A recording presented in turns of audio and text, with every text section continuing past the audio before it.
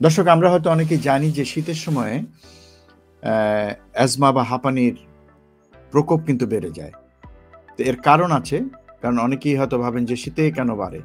শীতে বাড়ার যদি ২ টো কারণ বলি, একটা হচ্ছে যে শীতের সময় যে ঠান্ডা পরিবেশ, সেই ঠান্ডার কারণে আমাদের যে শ্বাসনালী আছে, সেখানে যে ঝিল্লিগুলো আছে এবং সেখানে যে রক্তনালীগুলো আছে, সেগুলো সংকুচিত হয়ে যায়।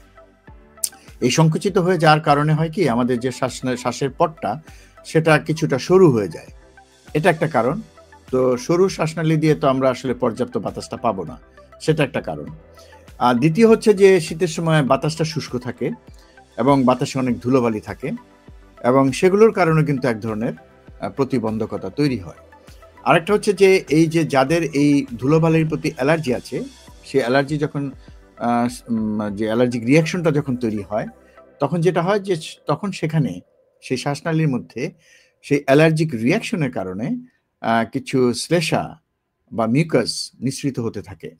তো এমনিতেই তো সেটা ইতিমধ্যে সরু হয়ে গেছে এবং এই শ্লেষ্মা মিশে সেটাকে আরো বেশি সরু করে দেয়।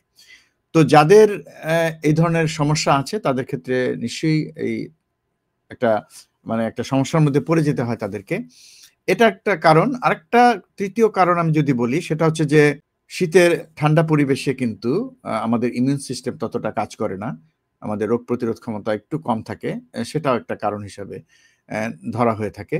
এবং শীতের সময় ঘরের মধ্যে বেশিরভাগ সময় আবদ্ধ থাকি এবং সেই কারণেও কিন্তু আমরা এক ধরনের অস্বস্তিকর পরিবেশ তৈরি হয় ঘরের মধ্যে এবং তখন কিন্তু একজন থেকে অন্যজনে কিন্তু ইনফেকশনটা ছড়ায় বা সমস্যাটা বাড়ে। তো এগুলো মোটামুটি কারণ।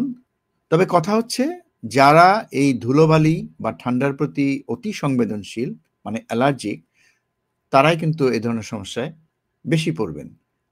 কাজেই ঢালাওভাবে সবাই এই ধরনের সমস্যায় আক্রান্ত হবেন সহসাই, তা কিন্তু বলা যাবে না। তবে হ্যাঁ, দীর্ঘ সময় ঠান্ডায় থাকলে বা ধুলোবালির মধ্যে থাকলে বা শীতের মধ্যে বেশিক্ষণ যদি আপনি বিনা প্রোটেকশন এ থাকেন, তাহলে তো সমস্যা হতেই পারে। সেটা ভিন্ন কথা। তবে এ থেকে রেহাই পাওয়ার উপায় আছে।